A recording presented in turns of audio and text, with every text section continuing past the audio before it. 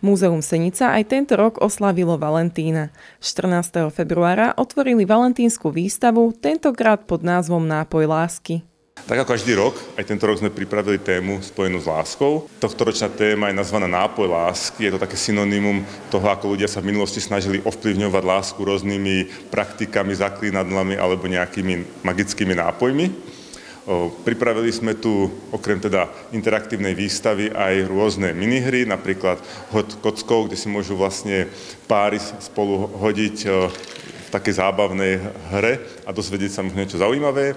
Podobne ako minulé ročníky máme tu odkaz lásky, kde si môžu návštevníci nechať nejaký zamilovaný odkaz, ktorý sa tu archivuje do budúcnosti a môžu si v prípade pozrieť aj minuloročné ročníky.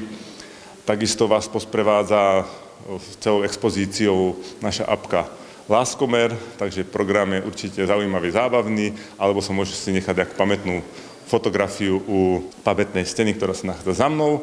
A v podstate za celé podujatie je vstup voľný a ak by mal niekto záujem, môže si kúpiť náš pravý jedinečný, 100% funkčný nápoj lásky, ktorý sme si pre vás pripravili. Na interaktívnych paneloch mohli návštevníci nájsť aj informácie o tom, ako v minulosti ľudia ovplyvňovali lásku.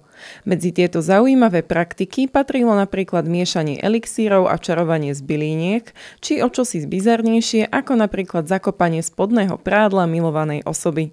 Bolo toho veľa, v podstate sme preskúmavali všetky možné zákuťia internetu a podobných článkov na túto tému, takže dalo sa z čoho čerpať v podstate v minulosti. To bolo, dá sa povedať, v tých svete tých pover a rôznej takej ľudovej mágie bolo veľa, tak sa povie, zdrojov, kedy to ľudia nejak praktizovali, takže dokonca sme museli ešte aj vyškrkávať niektoré, lebo bolo to naozaj veľa, čo sa dá nájsť na túto tému. V múzeu už teraz pripravujú ďalšie zaujímavé podujatia.